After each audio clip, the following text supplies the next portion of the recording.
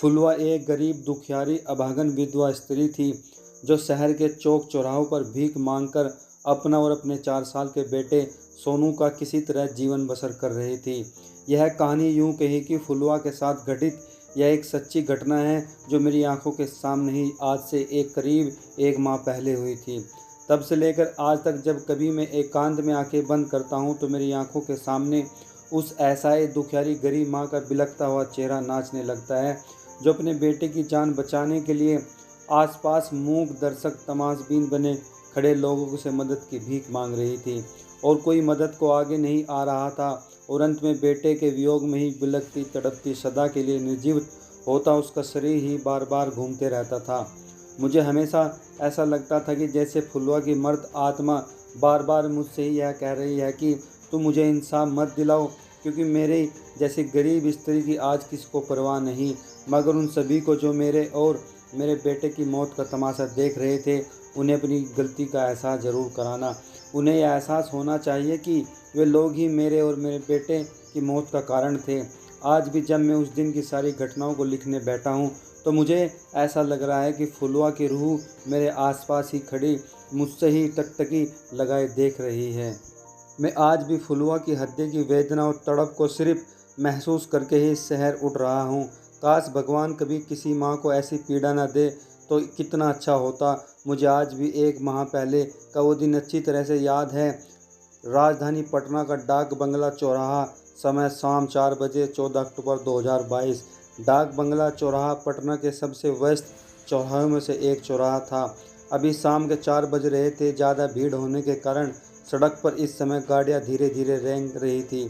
चौराहे पर सभी तरफ जाम लगा हुआ था। मैं भी अपनी बाइक से जैसे ही डाक बंगला चौराहे पर पहुंचा कि तभी सामने का सिग्नल रेड हो गया। मैं तुरंत रुक गया। कुछ लोग शायद बहुत जल्दी में थे, तभी तो वो सिग्नल रेड होने के बावजूद भी अपनी गाड़ी बढ़ाते चले जा रहे थे। चौराहे के एक किनारे 2-3 पुलिस वाले खड़े आपस में गप्पे लगा रहे थे, मगर किसी ने गाड़ी वालों को जो रेड सिग्नल तोड़कर जा रहे थे उसे रोकने या टोकने में कोई दिलचस्पी नहीं दिखा रहे थे।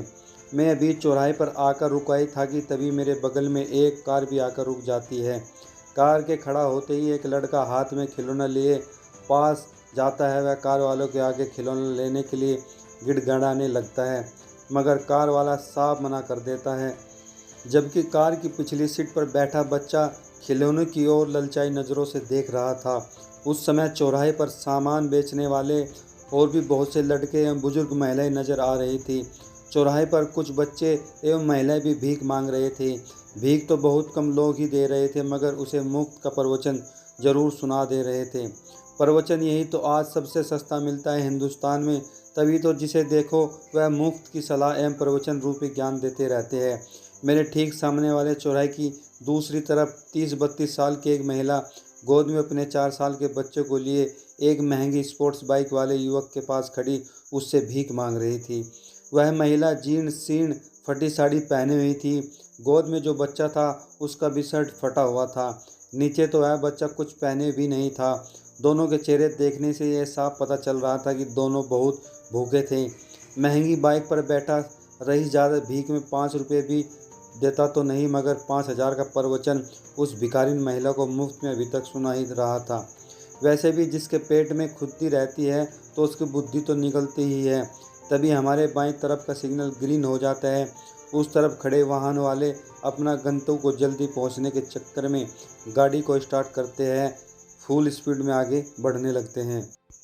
उधर उस भिखारिन महिला को महंगी बाइक वाला रईसजादा अभी तक प्रवचन सुना ही रहा था कि तभी जिधर का सिग्नल ग्रीन हुआ उधर से एक बाइक वाला गाड़ियों को ओवरटेक करता हुआ तेजी से दूसरी तरफ आगे निकलने की ओर में उस महिला से एकदम सटकर जैसे ही आगे निकलने लगा कि बाइक के हैंडल से उसके उस हाथ से ठोकर लग जाती है जिस हाथ से वह बच्चा पकड़े हुई थी।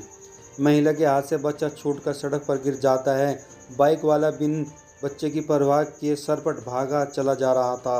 वह तो शुक्र था उस पर कि ऊपर वाले का कि बच्चे के ऊपर एक गाड़ी चढ़ते चढ़ते रह गई थी।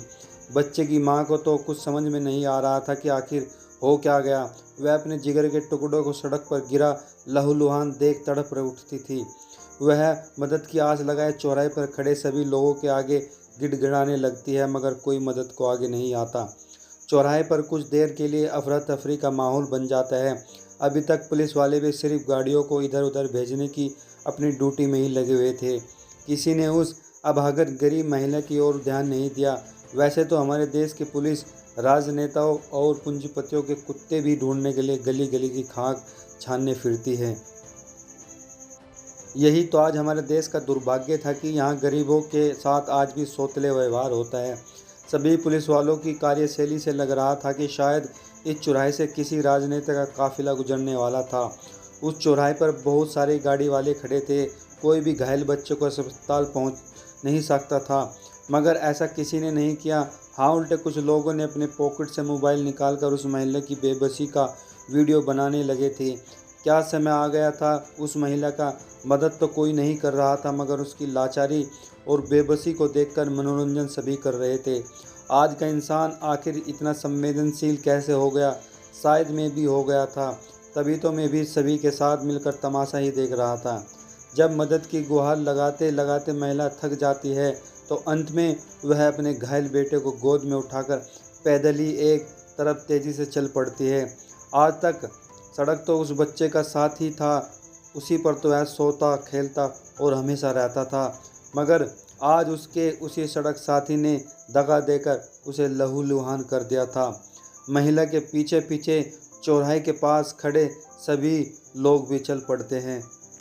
वहाँ का नज़ारा देखकर ऐसा लग रहा था मानो आगे कोई तमाशा दिखाने वाला चल रहा है और पीछे से दर्शकों का हुजूम। वारे आज के सभ्य समाज के बुद्धिमान लोगों, तुम्हें तो उस माँ की पीड़ा पर बंदर का तमाशा जैसा खुशी दिख रहा है। तभी तो कोई उसकी मदद को आगे नहीं आ रहा था, मगर पीछे पीछे सभी उसकी बेबसी का दीदार करते हुए मज़ा लेते जा रहे थे। यही नहीं, कुछ लोग तो अभी भी अपने मोबाइल से उस महिला का वीडियो बनाने में लगे थे। उन्हें तो शायद ऐसा लग रहा था जैसे वो अपने प्रिय दोस्त की शादी का वीडियो बना रहे हैं। वह महिला का नाम था फुलवा। उसका बेटा अपने सोनू के अलावा इस दुनिया में कोई और नहीं था। वह चौराहे से ही कुछ दूरी पर बने एक फ्लाईओवर पुल के नीचे रहते थे। वहाँ पर और बहुत से भिखारी रहते थे। फुलवा के पति रिक्शा चलाते थे, मगर 2 साल पहले एक कार की चपेट में आने से वो मर गए थे। फुलवा के पास उसके पति की मात्र की जमा पूंजी थी। इसके लिए पति के मरते ही फुलवा एकदम अकेली हो गई थी। जब उसे कुछ समझ में नहीं आता है तो वह अपने आसपास रहने वाले भिखारियों को देखकर ही अपना पेट और मासूम बेटों को पालने के लिए भीख मांगने लगती है। उसके पति जब जिंदा थे तब भी वह इसी फ्लाईओवर पुल के नीचे रहती थी। वहाँ पर और बहुत से रिक्शा व ठेला चलाने वाले लोग रहते थे। खुले आसमान ही सबका बसेरा था। भला मेरे जैसे एक गरीब लेखक से और उम्मीद क्या की जा सकती थी। मुश्किल से बेचारी फुलवा को 4-5 हज़ार रुपये ही भीख में मिला पाता। शायद आज के आम आदमी को पॉकेट में ही तमाशा देखने में ज़्यादा मज़ा आता है।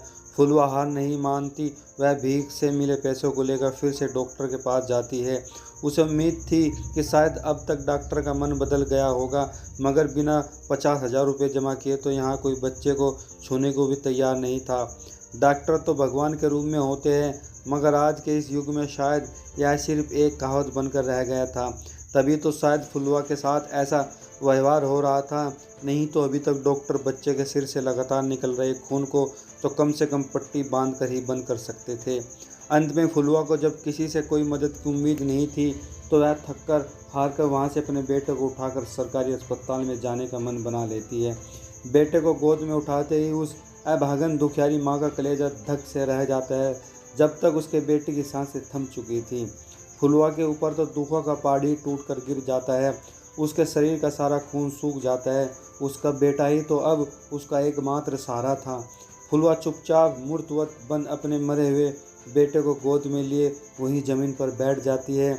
अब उसे किसी से कुछ कहने को बचा नहीं था। कहते भी तो किसके लिए, उसकी दुनिया, उसका बेटा तो अब मर गया था। फुलवा के पीछे पीछे तमाशीन बने चले जा रहे थे आज के बुद्धिमान इंसानों के अंदर का इंसानियत उसके बेटे के मरते ही जागृत होने लगती है। सभी को अंतरात्मा खून की बलि लेकर करवटें बदलने लगी थी। तभी तो वहाँ पर उपस्थित सभी लोग फुलवा के बेटे के मरते ही उसे इंसाफ दिलाने के लिए अब उतावले हो जाते हैं। देखते ही देखते आज के सभ्य एवं बुद्धिमान लोग अपने स्वभाव के अनुसार उस प्राइवेट हॉस्पिटल में तोड़फोड़ शुरू कर देते हैं। अस्पताल में भगदड़ मच जाती है। उधर फुलवा अभी भी वैसे ही बैठे अपने मर्द बेटे को अपलक निहार ही रही थी कि उसकी आंखों से आंसू निकलना अब बंद हो गया था। शायद अब उसके आंसू सूख गए थे। आज के इस कलयुगी इंसानों के बदलते रंग रूप को देखकर शांत चित बैठी फुलवा के अंदर गुस्सा भी अब धीरे धीरे धधकने लगा था। जब उसे रह नहीं जाता तो वह अचानक अपने मर्द बेटे को फर्श पर रखकर अपने सीने की धधकती आग की लपेटों को प्रवचित कर सभी पर अपनी भड़ास निकालने लगती है। जहां अभी अभी तोड़ फोड़ कर रहे थे वहीं अब फुलवा के रणचंडी रूप को देखकर शांत हो जाते हैं। फुलवा कहते जा रही थी कि मैं पूछती तुम सबके अंदर का इंसानियत उस समय कहाँ था जब मेरा बच्चा तड़प तड़प के अपना दम तोड़ रहा था। उस समय किसी ने मदद की एक छोटी सी पहल तक नहीं की। अब जब मेरा बेटा मर गया तो आप लोग सहानुभूति दिखाने के लिए इस अस्पताल में तोड़ फोड़ कर रहे हैं। मैं पूछती हूँ यह आप सब की एक कैसी नैतिकता है। जब मुझे मदद की दरकार थी तब आप तभी तमाशीन बने मेरी बेबसी पर हंसते हुए मेरा वीडियो बना रहे थे। 10-20 रुपए की मदद नहीं सही, कम से कम उस समय कोई सरकारी अस्पताल तक भी अपनी गाड़ी से पहुंचा देता तो मेरा बेटा आज जिंदा होता।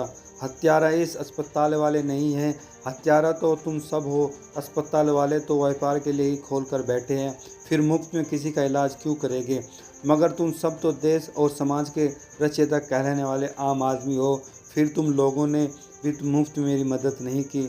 फुलवा बोलते बोलते बीच में ही रोने लगती है। फिर कुछ देर के बाद वह अपनी आंसू पोंछ कर बोलती लगती वैसे भी आज यहाँ हम गरीबों को किसकी चिंता है। हम गरीबों के अपने माँ बाप भी ऐस मौज में हमें पैदा करके अनाथ छोड़ देते हैं कीड़े मकोड़ों के जैसे। तभी तो हम जिंदगी भर कीड़े मकोड़े बनकर ही जीने के लिए संघर्ष करते हुए ज़मीन पर ही रेंगते रहते हैं। हम गरीबों की चिंता न कभी हमारे माँ बाप ने किया न ही इस देश ने। फुलवा बोलते रहती है। वहाँ पर खड़े लोग अब सभ्य दर्शक बनकर सिर्फ झुकाए सुनते रहते हैं। सभी के सीने में शायद अब फुलवा की तीखी बातें नुकीले तीर की तरह चुभ रही थी। उधर फुलवा बोलते बोलते अचानक चक्कर खाकर अपने बेटे के बगल में ही गिर जाती है। गिरते ही उसका शरीर भी निर्जीव हो जाता है। बेचारी अभागन माँ फुलवा भी मर गई थी। फुलवा के मरते ही सभी लोग लज्जावंश अपने सिर झुकाए चुपचाप अपने निवास स्थान की ओर चल पड़ते हैं। जमाने के रंग में तो मैं भी रंगा हुआ था। मैं भी चुपचाप अपने निवास स्थान की ओर चल पड़ता हूँ। मेरे कदम भी अब बोझिल हो गए थे। मैं चल तो रहा था मगर ऐसा लग रहा था कि मानो किसी ने पैरों में जंजीर बांध दिया था। मेरी आंखों के सामने फुलवा और उसके बेटे का मर्द शरीर ही नाच रहा था। उस रात मैं ठीक से सोया नहीं था। अगले दिन सुबह उठते ही मैं स्कूल की ओर चल पड़ा था जहाँ फुलवा रहती थी। वहाँ जाने पर मुझे फुलवा के बारे में और उसके नाम के बारे में पता चला था। यह एक फुलवा के साथ की घटित घटना नहीं है। आज आए दिन सड़क पर कहीं न कहीं कोई न कोई दुर्घटना में घायल होकर पड़ा नजर आ ही जाता है, मगर परेशानी से बचने के लिए कोई आदमी उसकी मदद को आगे नहीं आता। यह बहुत चिंता का विषय है। अब हमें इस पर विचार करना होगा, इसके बारे में सोचना होगा ताकि फिर किसी फुलवा या उसके बेटा सोनू के साथ ऐसी घटना ना हो। तो दोस्तों, ये थी एक छोटी सी घटना की कहानी। आप इस कहानी को सुनकर आपको क्या लगता है हमें कमेंट करके ज़रूर बताएं। दोस्तों, अगर हमें कभी भी कहीं भी कोई भी सड़क दुर्घटना में घायल मिलता है तो हमें उसकी तत्काल प्रभाव से मदद करनी चाहिए, उसे हॉस्पिटल भेजना चाहिए, क्योंकि उस वक्त अगर उसे सबसे ज़्यादा किसी चीज़ की ज़रूरत होती है तो वो होती है हॉस्पिटल की, आपकी मदद की। इसलिए जब भी आप किसी को घायल अवस्था में देखो तो उसे तुरंत, जैसी भी स्थिति में आप हो, उसे तुरंत हॉस्पिटल भिजवाने का काम आपको कर लेना चाहिए, क्योंकि इससे बड़ा पुण्य और इससे अच्छा काम उस वक्त आपके लिए दुनिया में कोई भी नहीं हो सकता। अगर आपको इस कहानी से सुनकर, इस सच्ची घटना को सुनकर आपके दिल में, आपके दिमाग में छोटी सी भी बात अगर समझ में आई होगी तो आप इस वीडियो को तो लाइक करके ज़रूर जाएंगे, साथ ही इस वीडियो को ज़्यादा से ज़्यादा शेयर भी करेंगे ताकि ये बातें किसी के दिल में बैठ जाए और कोई किसी की मजबूरी में उसका नाजायज़ फ़ायदा ना उठाए, हालांकि उसकी मदद करे। तो thank you so much for watching this video.